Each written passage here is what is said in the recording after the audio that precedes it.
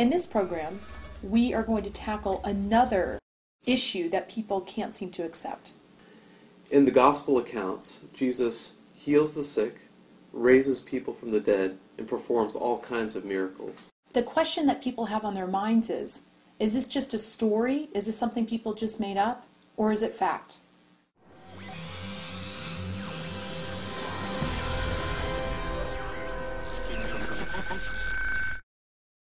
The gospel stories describe Jesus impressing his followers by performing supernatural feats, walking on water, turning water into wine, and feeding thousands of people with just a few loaves of bread and a couple of fish.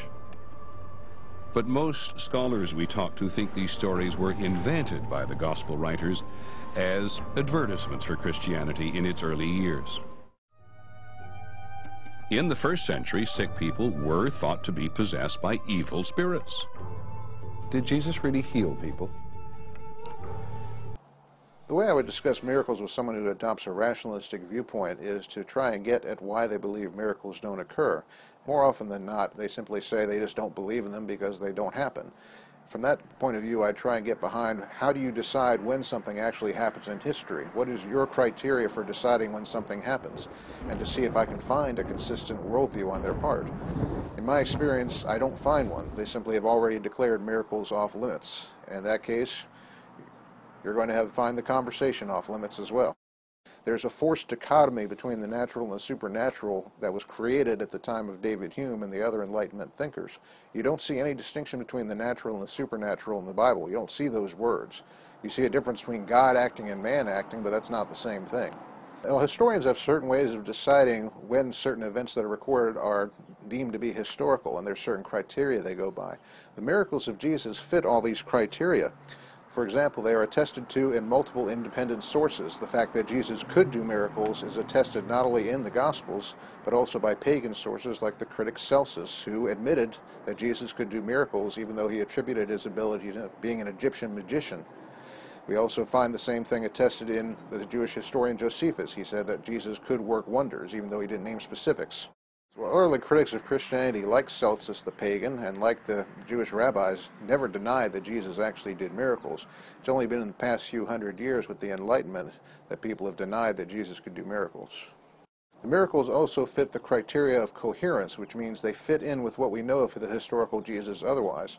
The fact that Jesus did miracles was a threat to the people who ran the temple apparatus, because they considered it their job to broker the relationship between the people and God. When Jesus stepped in doing miracles, he was saying, I'm taking the place of these people and I'm brokering the relationship between you and God. And so he was a threat to the priestly order, and of course they would want to get rid of him as soon as possible. And when John had heard in prison about the works of Christ, he sent 2 of his disciples and said to him, Are you the coming one, or do we look for another? Jesus answered and said to them, Go and tell John the things which you hear and see. The blind see, and the lame walk. The lepers are cleansed, and the deaf hear. The dead are raised up, and the poor have the gospel preached to them. And blessed is he who is not offended because of me. Note that Jesus is declaring himself to be the Messiah, the Son of God, by showing John the Baptist that specific prophecy is being fulfilled. Hundreds of years before, Isaiah wrote of the Messiah, Then the eyes of the blind shall be opened, and the ears of the deaf shall be unstopped. Then the lame shall leap like a deer, and the tongue of the dumb sing. For water shall burst forth in the wilderness, and streams in the desert.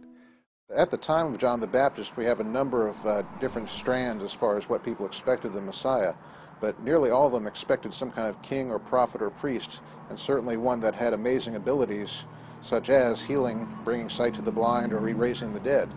There were different ideas as to when and how this would happen, but there's very little doubt that it was expected of the Messiah figure at some point. Well, in the Old Testament, God is considered the master of everything that is part of man. He's considered the master of the eyes, the master of the ears, and so he is the one who would obviously be able to control these things and heal them. And that would have to be a mark of the Messiah, to be able to heal every part of man that has a sickness or infirmity within it. When John the Baptist sent over his guys to see what was going on with Jesus, basically they had seen that he is indeed healing the sick, raising the dead. All the things that were prophesied in Isaiah were actually being fulfilled through Jesus. This is one of the signs that people would recognize that the Messiah would perform miracles. If he is the Son of God, then he has to perform miracles. So once again, it's very similar to the question about the virgin birth. The question isn't about the miracles, it's about whether Jesus was who he claimed to be.